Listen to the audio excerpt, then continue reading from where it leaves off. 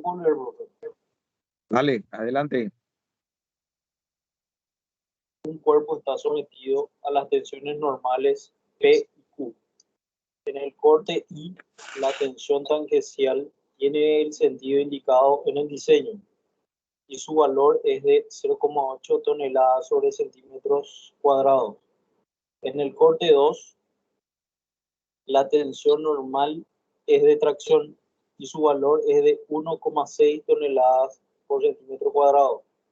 Calcular las tensiones principales, las tensiones tangenciales en el corte 2 y la tensión normal en el corte 1. Perfecto. Muy bien.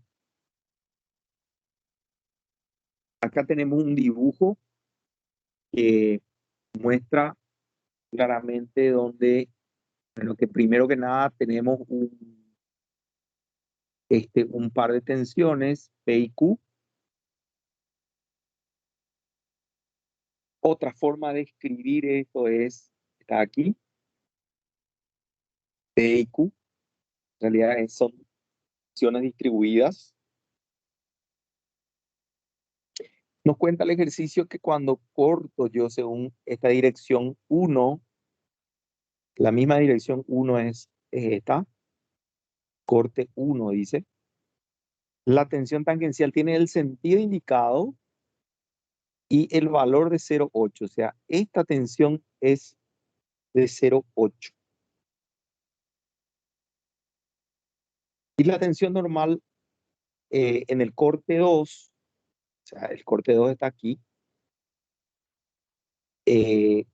la tensión normal en el corte 2 es de tracción y su valor es de 1,6. ¿Sí? Entonces, el desafío acá es calcular las tensiones principales, la tensión tangencial en el corte 2 y la tensión normal en el corte 1. En otras palabras, nos pide el estado tensional completo de la estructura, o sea, mejor dicho, de este punto que forma parte de una estructura solicitada por un conjunto de cargas que para nosotros con esta información es desconocido, pero información en el punto es la que se dispone aquí, y con esto nos pide saber el estado tensional completo de la pieza, ¿sí? Bien, entonces, ¿por dónde empezamos este ejercicio?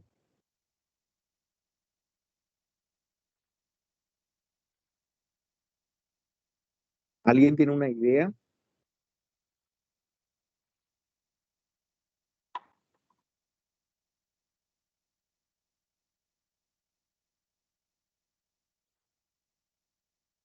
Fíjense, vamos a empezar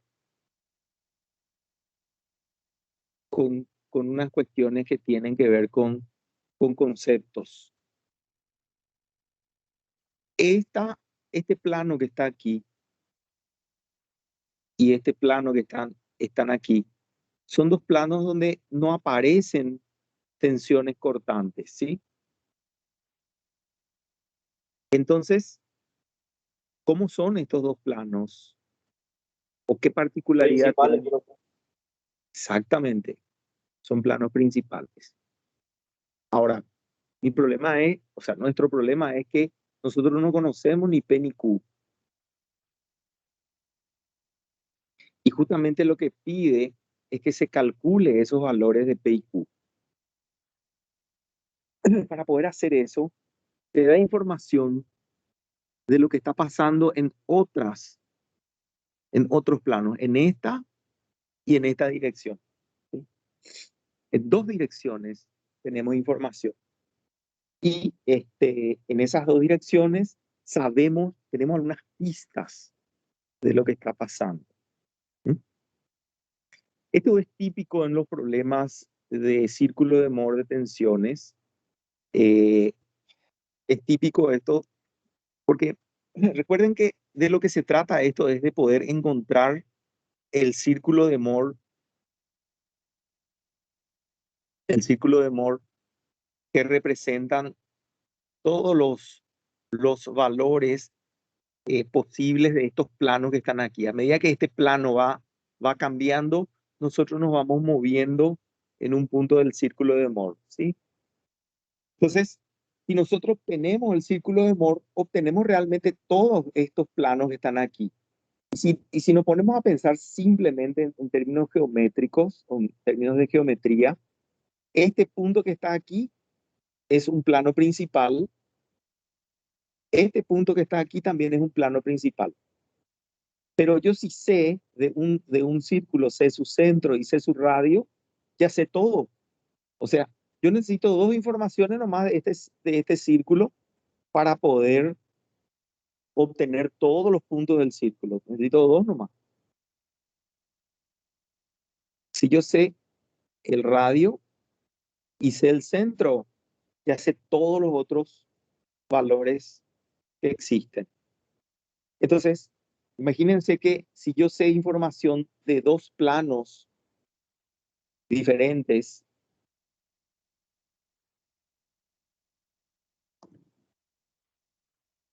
si yo sé información de dos planos diferentes, como por ejemplo este y este, tal vez sí, tal vez no, yo pueda construir este círculo de Moore que está acá indicado. Y por ahí viene la pista y por ahí viene el desafío de este ejercicio, ¿sí? Entonces, voy a dar la vuelta a la hoja para que vean una de las formas de resolver el ejercicio y vamos a ir viendo parte por parte, ¿sí?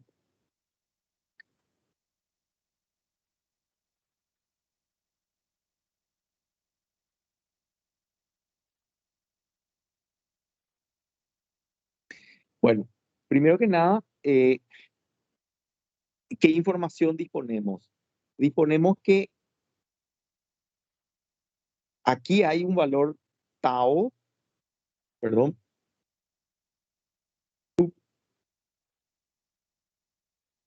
ahí está. Acá tenemos un valor tau,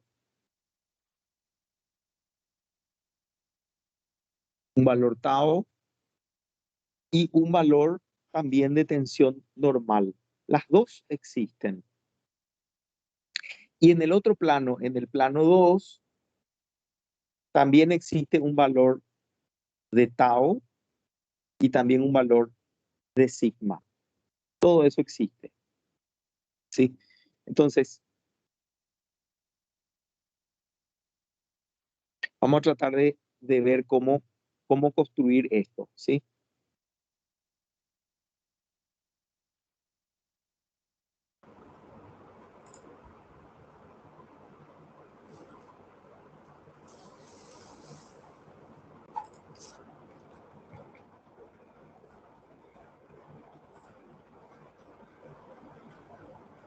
Ok.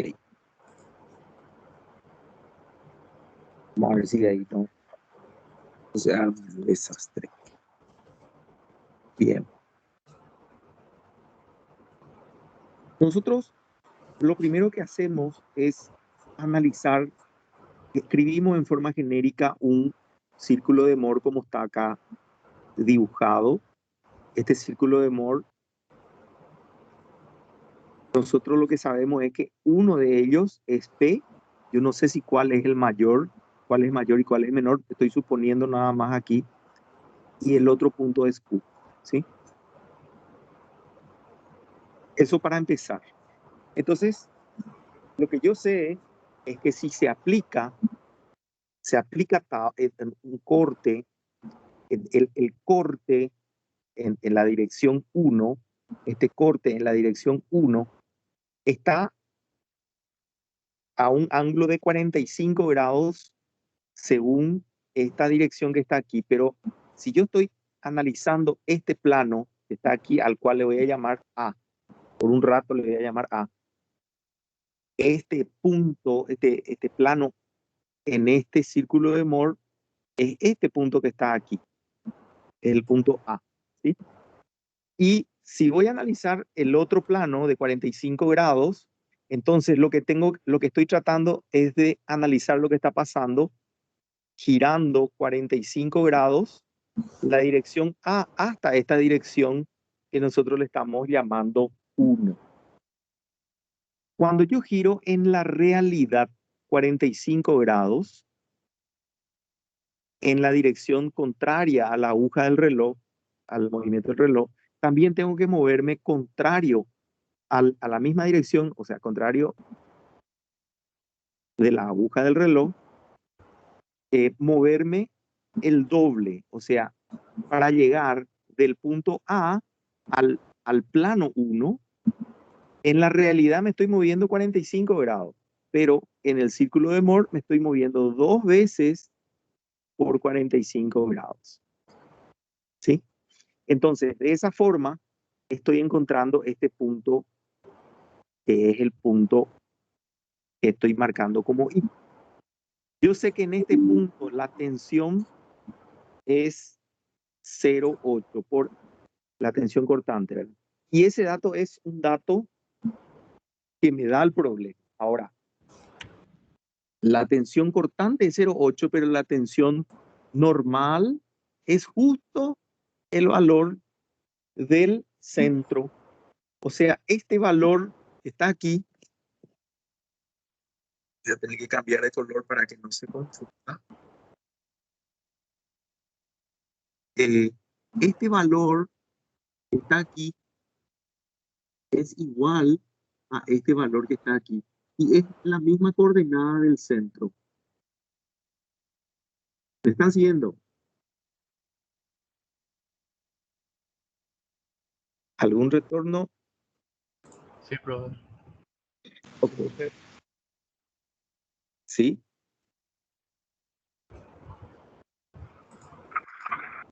Ok. Bueno, entonces, siguiendo con la construcción, fíjense que nosotros tenemos el centro es este valor no es la tensión en 1, que es también el centro, no es otra cosa que P más Q dividido 2, porque esa es exactamente la coordenada del centro de este círculo de Moore. ¿Sí?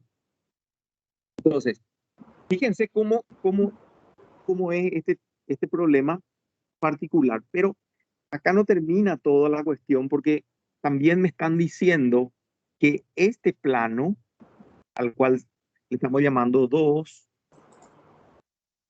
me siguen ahí, se está viendo la figura, ¿verdad? Sí, profe. Ok. Están viendo los colores que estoy agregando encima, etcétera, ¿verdad? Sí, también. Ok, bien.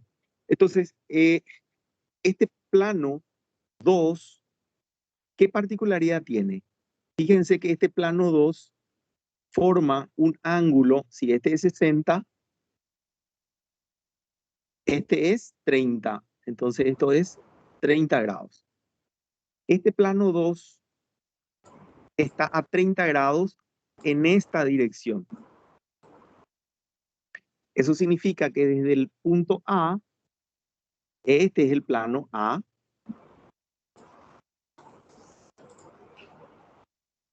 del punto A me tengo que mover en la misma dirección, o sea, hacia acá. Si acá me moví 30 grados, acá me tengo que mover 60 grados. Entonces, llego a este punto al cual le llamo punto 2. Y este punto 2 justamente tiene estos valores de tensión. El valor de tensión cortante y el valor de tensión normal. Que como el ejercicio dice que la tensión normal es de 1,6, entonces tengo ese valor conocido. Fíjense que, en otras palabras, toda esta cantidad de información no es otra cosa que pistas para poder construir este círculo de Moore que tenemos acá enfrente, voy a salir de acá, así que van a perder esta imagen. Un segundo. Son pistas para poder recorrer este círculo de Moore y poder de esa forma ir, así como está aquí. A ver qué pasa aquí. Upa. Bueno, voy a dejar ahí para no perder información. Y como decía, tenemos en esta zona el resto de la solución del ejercicio. Como la pregunta del problema era simplemente cuáles son los valores de tensión en 1 y en 2. Entonces, teniendo la información de este círculo de Moore, nosotros lo que fuimos haciendo es construir el centro, construir el radio y sucesivamente poner también los valores de tensiones principales P y Q, que son los valores que están aquí. Fíjense que esta es la solución de este primer problema. Es una solución simple y compacta. Como pueden ver, tiene muy poco de,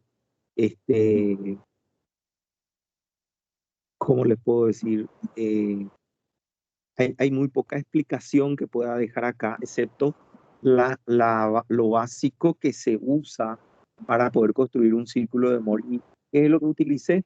Utilicé el conocimiento del centro del círculo de Moore, utilicé el concepto de radio de círculo de Moore y utilicé el concepto un poco también de todo lo que es eh, girar.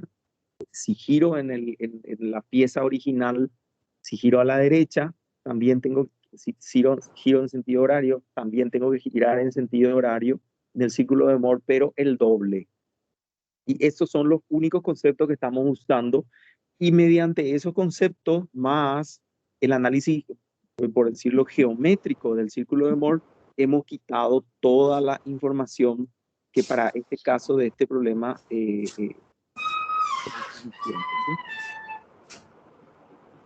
bueno, ¿alguna pregunta aquí?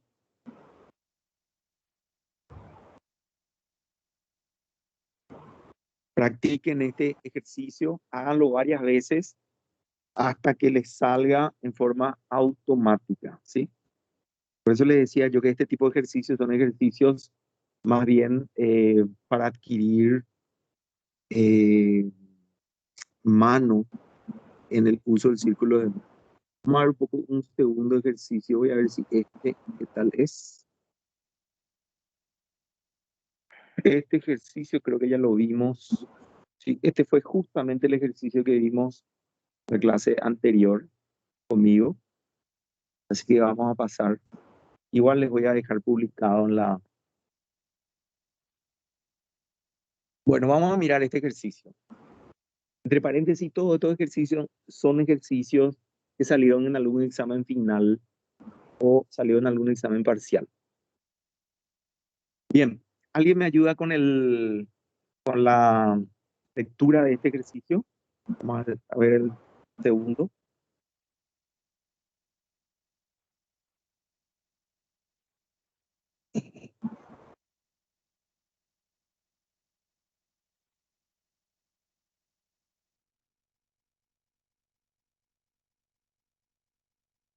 Te leo, profe. Dale.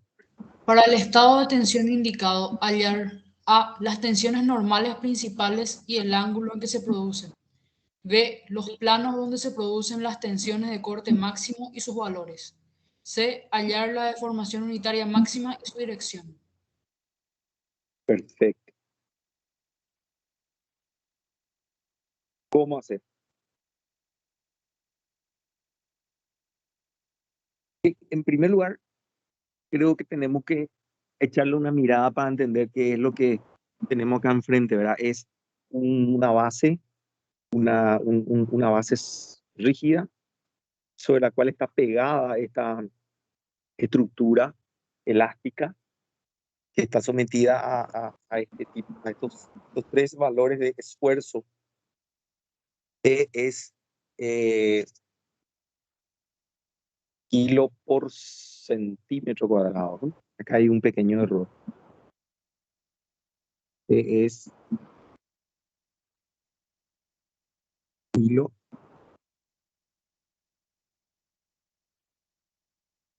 por centímetro. Correcto. Entonces, lo que nos pide el problema es, ok, si estas son las tensiones, calculen las tensiones principales y dónde se producen. Eso para empezar. Y después nos pide que nos vayamos a buscar el lugar donde, o el plano donde se producen las tensiones de corte máximo, sus valores. También con la información que tenemos, las deformaciones unitarias máxima y su dirección, que coinciden con las direcciones también de máxima tensiones, solamente que hay que aplicar la ley de Hooke. O sea, la pregunta C depende de que nosotros calculemos bien la pregunta A. Si la pregunta A calculamos bien, de hecho la pregunta B, si nosotros tuviéramos la información de la pregunta B, vamos a hacer por lo siguiente. Yo estoy detectando que esta aplicación que estoy usando, si toco mal se deforma todo, se descompone el original. Así que voy a ir al model. Voy a ir al model y vamos a hacer que de ahí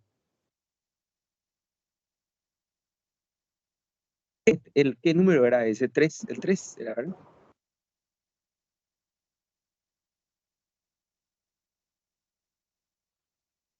Sí, un 3.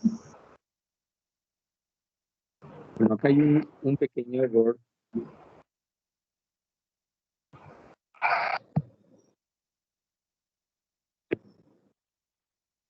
Un pequeño error que es el que le... Esto es por centímetro. Bien, entonces, esto es el ejercicio. Necesito, en otras palabras, esto es un esfuerzo de corte, podemos llamarlo tau, un tau, un tau, aplicado en esas caras. Esto es una superficie rígida, esto está pegado aquí, sin embargo, sometido a estas acciones de carga, y lo que nos pide es que calculemos las tensiones normales principales, dónde ocurren y bueno, la de corte. Está además decir que esto es muy simple si pensamos en el círculo de Moore. Si pensamos en el círculo de Moore, y si nosotros tuviéramos el círculo de Moore, podríamos perfectamente decir, en este punto tenemos el máximo, ¿sí? Estos serían los puntos de las tensiones principales, 1 y 2,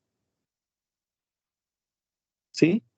Entonces, sigma 1, sigma 2, se puede calcular directamente de ahí. Y si yo tuviera sigma 1 y sigma 2, por la ley de Hooke, yo pudiera calcular sigma 1 sobre E menos mu sigma 2 sobre E, epsilon 2 igual a sigma 2 sobre E, menos mu sigma 1 sobre E, que es la ley de Hooke generalizada, con lo cual voy a obtener las deformaciones principales, que es también la pregunta C. Y la dirección es la misma dirección de las tensiones principales. Fíjense nomás, les estoy mostrando estas particularidades para que se den cuenta que casi es una repetición de las tres preguntas. Son preguntas que si logramos responder bien la A, están respondidas automáticamente las demás. Ahora, para poder responder la pregunta A, tenemos que convertir esta información en información dentro de para la construcción de este círculo de Moore. ¿Y cómo se puede hacer eso? ¿Qué es lo que yo sé acá?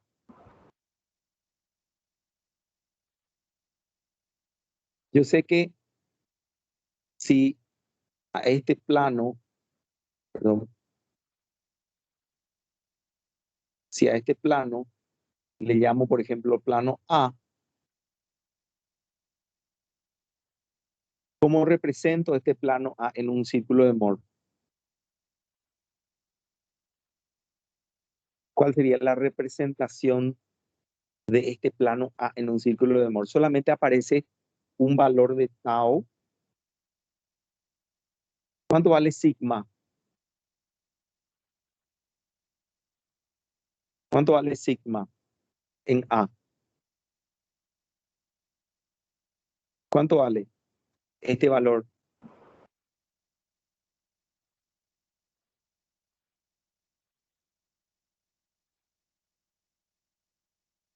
¿Me siguen? El valor del esfuerzo normal en A. ¿Cuánto vale? No es 0, profe. Exactamente, es 0 por dato. Entonces, ¿y cuánto vale tau? Es justamente el 400 que está aquí de datos y es hacia arriba. Si es hacia arriba, entonces está tratando de hacer girar la pieza en sentido antihorario. Lo que se suele hacer ahí es construir entonces negativo, porque este valor es negativo, ¿sí? Entonces, esto sería T y este sería un punto del círculo de Moore al cual le estamos llamando A. Este otro plano aquí le podemos llamar B, ¿sí? ¿Y dónde represento? Ve la misma cosa. La tensión normal aquí es también 0, porque no existe, no hay datos. No hay datos, el problema es que es 0. Entonces, estoy otra vez en el círculo de Moore aquí y el valor de la tensión, en este caso, tau, en este caso sí tau ya es positivo porque trata de hacer girar la pieza en sentido horario. Entonces, tau lo represento así. Y este punto que está aquí es el punto D, ¿sí? Pero para llegar desde el plano A hasta el plano B, tengo que girar en sentido horario este ángulo que está aquí. ¿Cuánto vale ese ángulo? 60 grados. Entonces significa que de A tengo que girar para llegar a B. 120 grados. Correcto.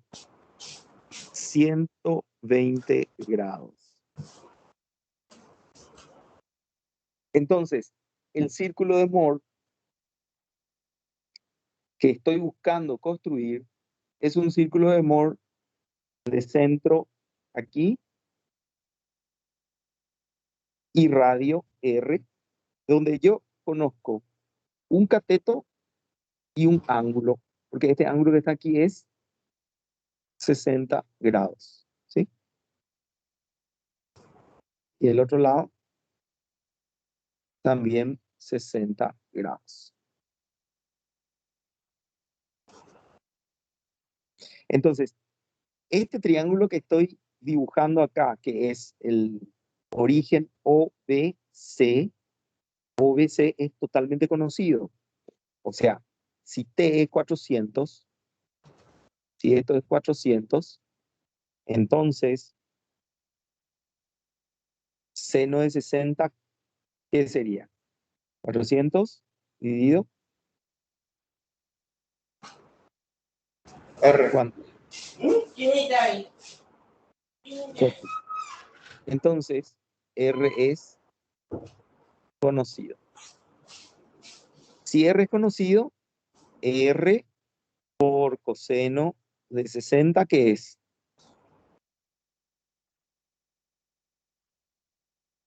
El centro, la distancia del centro. Correcto. Entonces, también el centro es conocido. Y si el centro es conocido y el radio es conocido, sigma 1, ¿cuánto vale? Vale centro más radio. ¿Y sigma 2?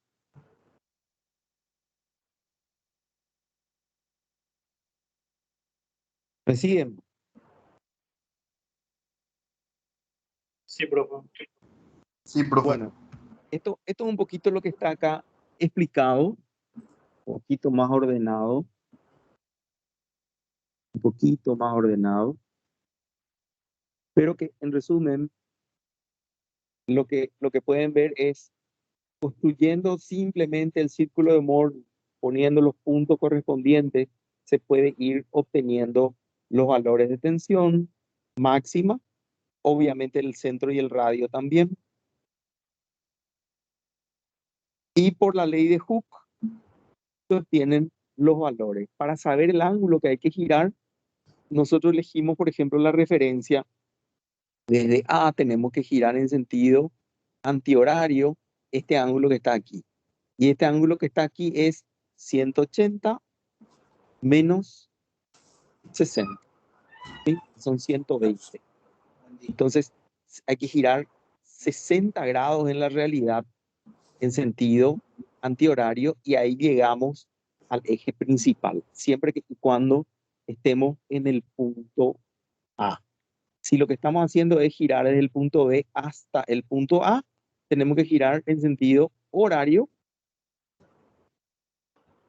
desde el punto B hacia aquí, que también es 60 grados por 2, o sea, 120 grados.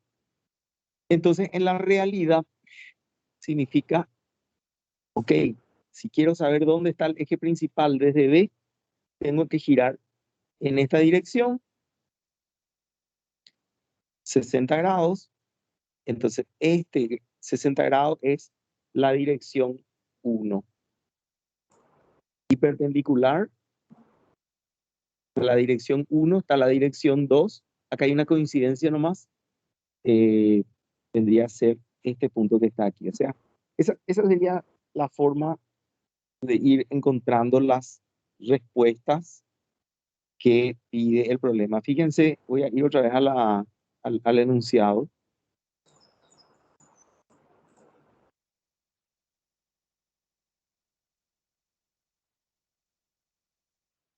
Que decía,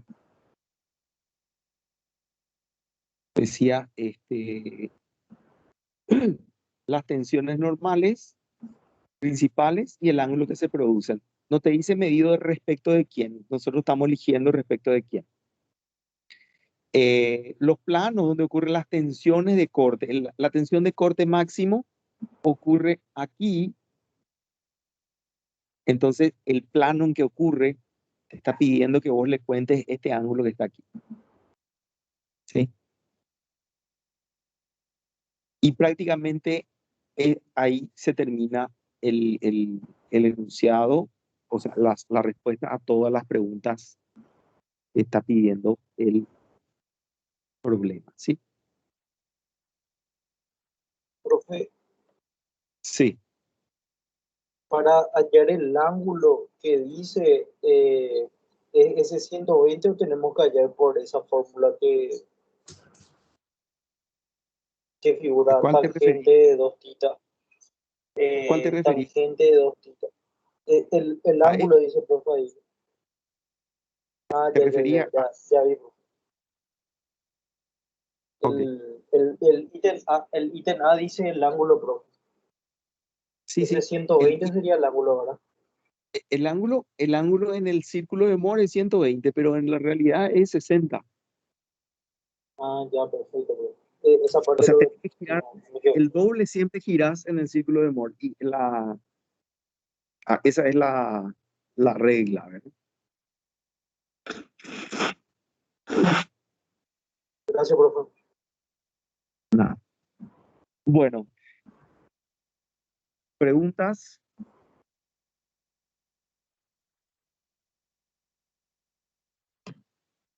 Bueno,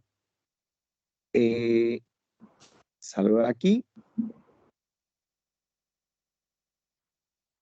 Vamos a mirar el problema 4.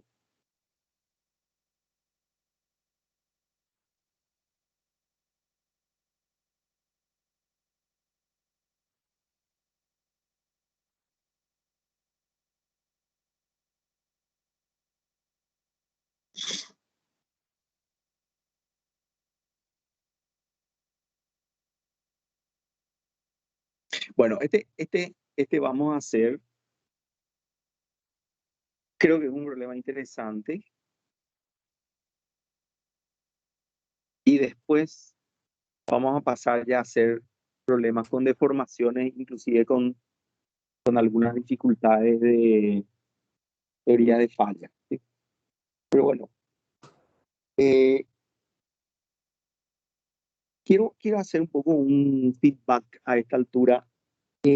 ¿Cuáles son las dificultades más importantes que están encontrando para comprender lo que estoy explicando? Vamos a ver un poco si me pueden explicar, porque va a ser muy útil.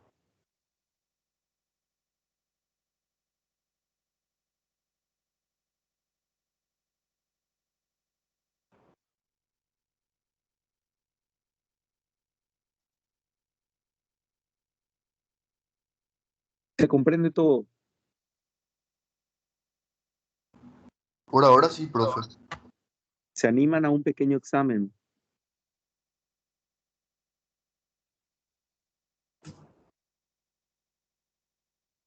¿Con premio? ¿O todavía no?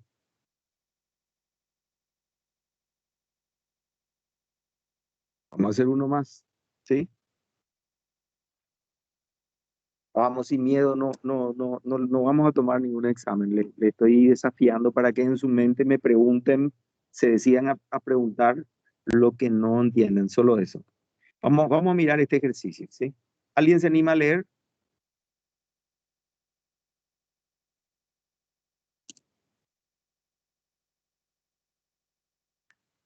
Yo voy a leer, profe. Adelante. Sí. Se unen por una soldadura dos tramos de tubo cilíndrico, cuyo diámetro exterior es de 20 centímetros y el diámetro interior es de 19,5 centímetros. Conforme una sección, como se muestra en la figura, y que forma un ángulo de alfa con el eje horizontal, el tubo se somete luego a una presión inferior de 30 kilogramos sobre centímetros cuadrados y a un momento tensor de 570 kilogramos por metro. La soldadura no se puede someter a una fuerza normal de más de 700 kilogramos sobre centímetros cuadrados. Determine el ángulo positivo mínimo que se puede usar. Este ángulo es este, ¿sí?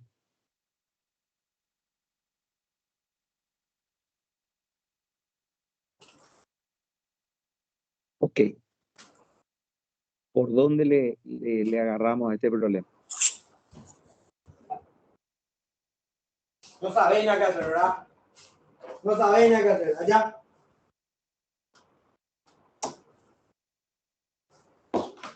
Espero que no sea el caso.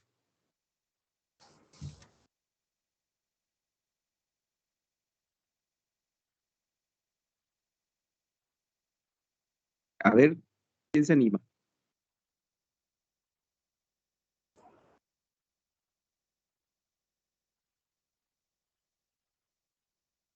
En primer lugar, esto que ven acá no es un ejercicio agarrado de los pelos. Realmente este tipo de problemas hay en la realidad. Muchas veces se encuentra que hay que soldar dos tramos de tubo y nada, simplemente que cuando soldamos tramos de tubo, ustedes saben, hemos estudiado cuando estudiamos secciones inclinadas en esfuerzos normales, que las tensiones son diferentes a medida que vamos analizando planos diferentes. Entonces, si de alguna forma estamos necesitando juntar dos partes del tubo, eh, no hay forma de, o sea, tal vez haya forma mejor de encontrar un ángulo en donde podamos lograr que la pieza trabaje lo mejor posible. En este caso, la pieza, o sea, el enunciado nos resuelve ese problema y nos dice, busquen para que el esfuerzo normal no sea más de 700 kilos por centímetro cuadrado, porque ese es el esfuerzo normal que soporta esa. La soldadura normalmente tiene un problema Y bueno, en este ejemplo, o en este ejercicio nos dice que el problema que tiene es que no soporta más que 700 kilos por centímetro. Entonces, tratemos de evitar eso, ¿verdad? Sin embargo, también hay otra cuestión acá que es muy típico de los problemas de la unidad 5, donde tenemos un tubo sometido a presión interior, ¿sí? Antes de entrar en el problema propio de teoría de fallas o de análisis de tensión alrededor de un punto, lo que yo les voy a mostrar un poquito acá, lo que les voy a mostrar un poquito acá es cómo se resuelve un problema de un, de un tubo de una pieza la cual se le aplica presión interior. Y eso un poco se puede ver aquí en esta lámina que les estoy mostrando, ¿verdad? El problema del cilindro sometido a presión interior. Esto es casi un estándar. Vamos a repetir, seguramente van a aparecer varias veces, varios casos de cilindros con presión interior, e inclusive cilindros con presión interior y con torsión, como en el caso acá estamos por ver, ¿verdad? Pero, ¿qué pasa si solamente tenemos presión interior? Nosotros podemos aplicar dos cortes y hacer sumas de fuerzas y ver qué pasa, equilibrando un corte, acá el corte que le llamamos 1 y el otro corte que le llamamos corte 2. Cuando hacemos el corte 1, tenemos este diagrama de cuerpo libre, donde por causa de la presión interior aparecen estas presiones interiores eh, tratando de empujar de derecha a izquierda la pieza. Pero en contrapartida aparecen las tensiones que nosotros estamos marcando como sigma sub L, longitudinal o sigma L, si queremos llamarle de alguna manera. Y esta sigma L es una tensión que aparece en la dirección del eje en todos los puntos, así como está indicado acá con color verde, en el dibujo. Entonces, estas son las tensiones y las fuerzas que le corresponden a esas tensiones que aparecen en el sistema. Entonces, es posible decir que la sumatoria de fuerzas en la dirección X tiene que ser cero. Esta ecuación que está aquí. Entonces, según lo que son las tensiones que aparecen en la dirección longitudinal, estas tensiones multiplicadas por el perímetro multiplicado por el espesor no es otra cosa que el área. Tensión por área es fuerza. Entonces, aquí esto es la fuerza que está tratando de mover, o sea, en este caso de atajar, perdón, de atajar para que no se mueva a la izquierda, causa la presión interior. Y por otro lado, la presión interior actuando en el área que es pi r cuadrado, en toda esta área que está aquí, está actuando. Entonces, esta es la otra fuerza que está actuando sobre este eje. Entonces, esta suma de estas dos fuerzas tiene que ser cero. Y al hacer eso, igual a cero, resulta en esta ecuación, que es una ecuación sumamente importante, que es la fórmula que nos permite calcular la tensión longitudinal cuando tenemos un recipiente de presión de pared delgada. Si hacemos la misma cosa, pero cortando, como dije acá, en la dirección del plano 2, lo que ocurre es que acá va a aparecer otra tensión. Entiendan que estamos cortando así, ¿sí? Estamos cortando así. Entonces, este elemento que está aquí es el que estamos analizando aquí. Entonces, por lo tanto, aplicando sumatoria de fuerzas igual a cero ahora a este elemento que está aquí, tenemos por un lado la tensión multiplicado por esta área, pero tenemos dos laterales, o sea, 1, 2, tenemos 2 veces tensión por área. Todo esto es la fuerza con la cual está sosteniendo la chapa para que la pieza no se mueva en esa dirección y actuando como consecuencia de la presión interior multiplicado por el área, que no es otra cosa que esta distancia por esta, repito,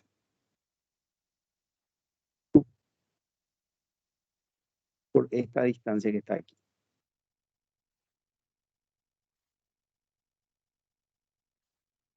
No sé qué pasa, pero no está marcado.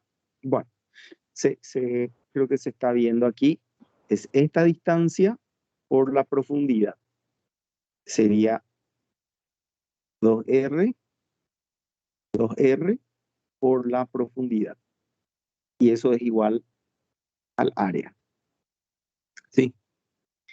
Bueno, resolviendo esta expresión, sale la otra ecuación que con esto se completa el juego de dos ecuaciones que vamos a usarlas mucho en la solución de este problema de los cilindros delgados sometidos a presión interior.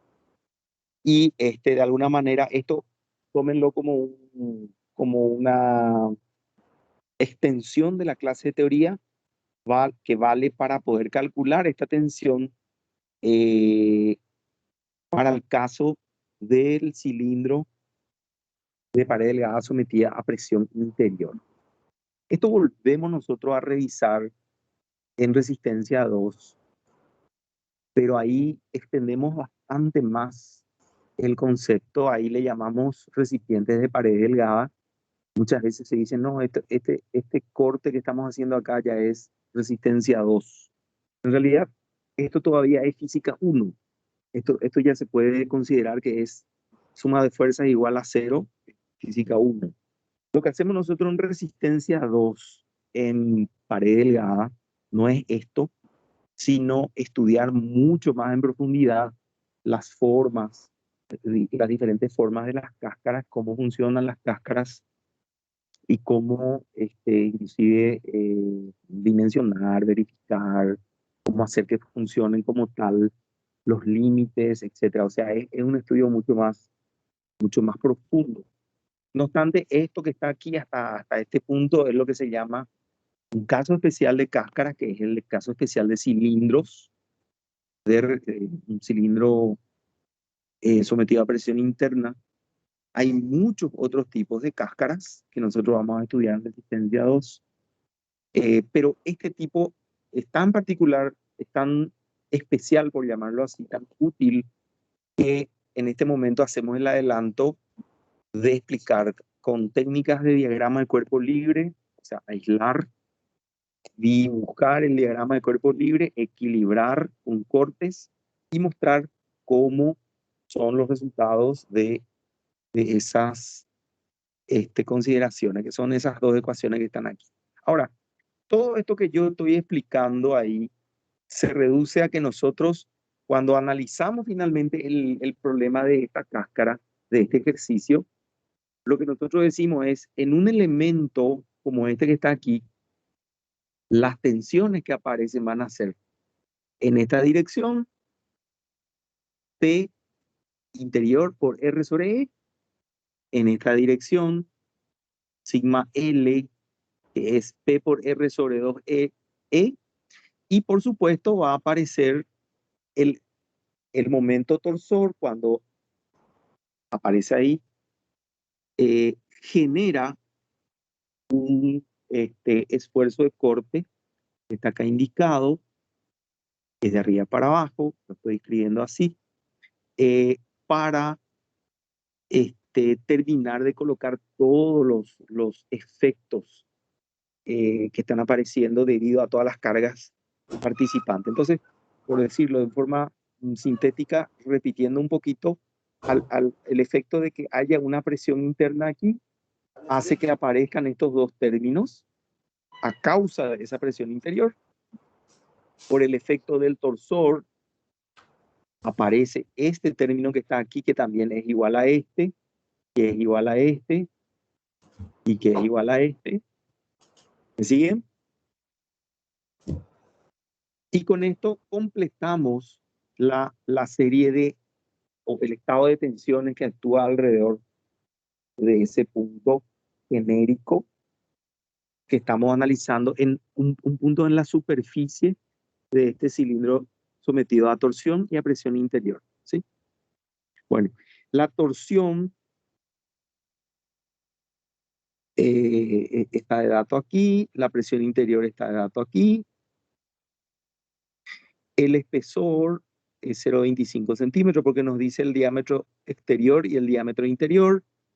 El radio, este radio, calculamos como el radio medio, o sea, la distancia del centro de por decir, este es el radio, el diámetro exterior, exagerando un poco, ¿verdad? Este es el diámetro interior, y lo que hacemos es calcular el radio medio. ¿Mm? ¿Por qué? Porque este es un poco el promedio. Este radio nos servía, como recordarán, cuando calculábamos en el caso de torsión, este radio lo utilizamos para poder escribir la fórmula de la torsión. Bien. Entonces, acá tenemos otra vez las fórmulas.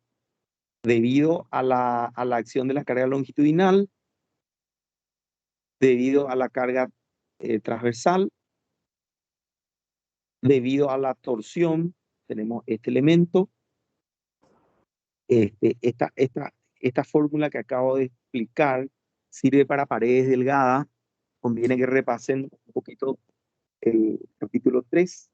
Ahí van a ver que esto valía para paredes delgadas, pero si tenemos un caso de sección circular maciza o de pared delgada, también sirve esta fórmula. Y para este caso, estas dos fórmulas son iguales o equivalentes. Acá les estoy haciendo el recordatorio de por qué, ¿verdad?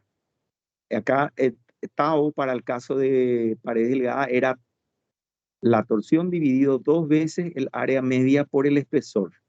Pero si estábamos con ejes macizos, era la torsión, el tau máximo es la torsión por el radio sobre la inercia polar. ¿Sí? Entonces, si calculo esta expresión aquí,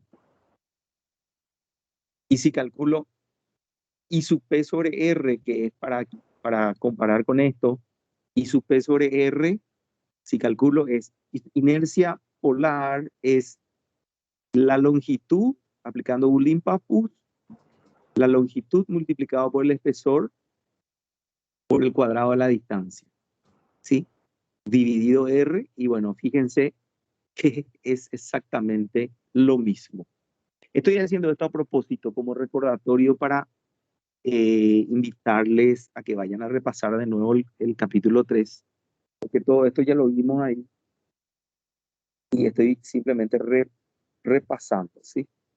Sin embargo, si yo hubiera estado resolviendo este ejercicio solo o en un examen, aplicaría, además de estar decirles, directamente aplicaría esta fórmula que está aquí, porque es la fórmula más adecuada para una pared delgada, como en este caso, recipiente de pared delgada, y es una fórmula muy sencilla y útil, directa y útil, ¿verdad? Bien, con toda esta información nos vamos al círculo de Mohr. Acá nuevamente tenemos ya el círculo de Mohr final, pero no hace falta ni siquiera que demos mucha vuelta aquí.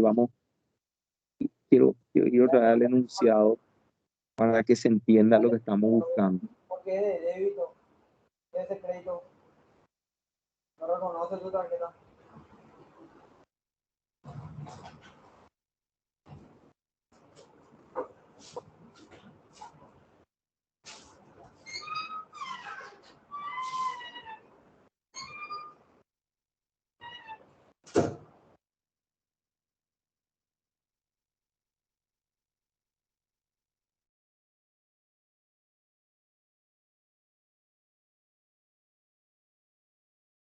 Bueno, hagan silencio, por favor, y apaguen su micrófono, si no escuchamos todos los ruidos domésticos que están haciendo.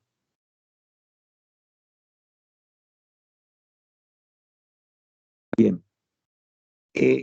Recuerdan que lo que decía el enunciado es, el tubo se somete a una presión interior,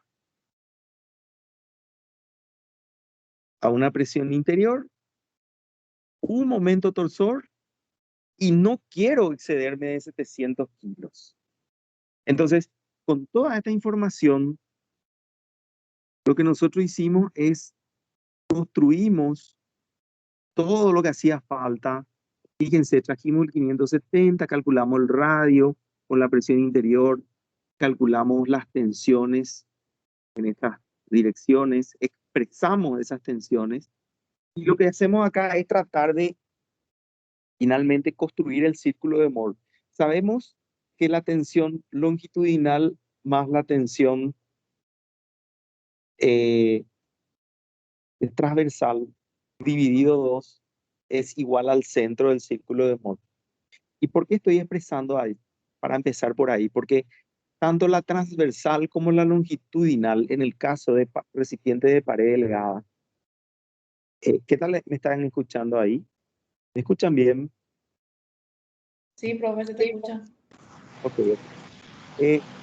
Tanto en el caso de transversal como de longitudinal, ambos dependen de la presión interior. Y son datos. O sea, nosotros sabemos completamente toda la información acá. Por tanto, el centro es completamente conocido. Es 3 medio de 30 por 10, 9,8, dividido E, que es 0,25. Por tanto, el centro es perfectamente conocido del círculo. Y por otro lado, nosotros sabemos el torsor, sabemos 2 por 3,14 por radio al cuadrado por 0,25, también sabemos tau. O sea, también conocemos esta expresión que está aquí. Sabemos toda la información de lo que acá está escrito como plano. Voy a borrar un poquito porque se llenó de todo lo que dice acá plano B y plano A. Se sabe completamente toda la información. Entonces, del plano A sabemos esta información y esta información. Entonces podemos ubicar este punto perfectamente. Del plano B sabemos esta información y esta información que está aquí. Por lo tanto, podemos ubicar perfectamente este punto. Obtenido todos puntos, sabemos el centro del círculo de Mohr, que también es este valor que está aquí. Y por tanto, ya sabemos todo lo que podemos querer saber de este círculo de Mohr que está acá indicado. Lo único que aquí nos está diciendo el problema es que no quiero superar 700 kilos por centímetro cuadrado. Recordando eso nomás, lo que significa es que no quiere por causa de la soldadura, no quiere el enunciado, no pide no ir en el círculo de Mohr más allá de estos 2 puntos. O sea, esta es la zona que pide que se trabaje, donde todos esos puntos que están ahí marcados son de valor de tensión normal 700 kilos. Pero lo que nos pide es el valor máximo, dice. Entonces, desde el punto A medida que yo me voy moviendo hacia acá, la tensión va a ir creciendo. Pero cuando llego aquí, y para eso me estoy moviendo 2 veces phi, me estoy moviendo en sentido horario, entonces en el material también me tengo que mover en sentido horario. Si me muevo horario en el círculo de Mohr, también me tengo que mover horario en la realidad. Y en ese caso, me tengo que mover en el círculo de Mohr 2 veces phi, y eso significa phi en la realidad. Y básicamente de esa forma llego al punto C, que también estoy indicando. Voy a limpiar un poco para que quede más claro. Lo que estoy diciendo aquí es para llegar del punto A al punto B, al punto C, me muevo en esta dirección 2 veces phi. Entonces, en la realidad, me tengo que mover del A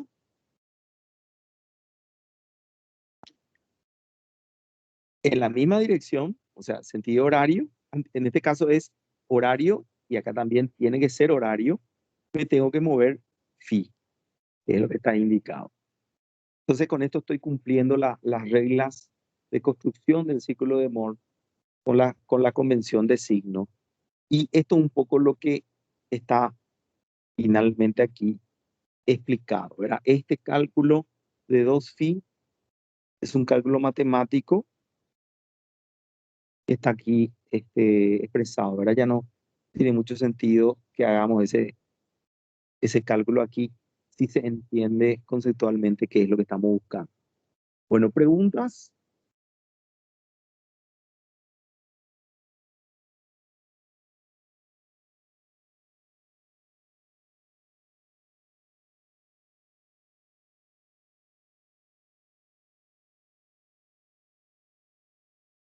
¿Alguna pregunta? Hago un stop aquí y pregunto yo entonces, ¿qué les parece necesario hacer a esta altura de la clase para que ustedes puedan comprender mejor el tema? Estamos prácticamente terminando el horario, así que tenemos que ir cerrando acá la clase. ¿Qué les parece que hace falta para que se comprenda mejor el tema?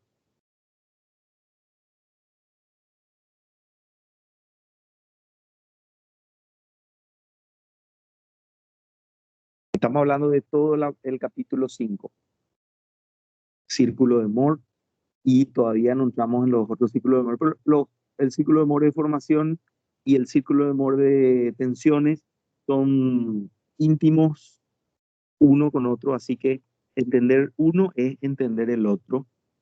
Por lo tanto, les garantizo que cuando comprendan bien círculo de Moore de tensiones, cuando se paseen bien libremente aquí, van a también darse cuenta que van a poder pasearse libremente también en el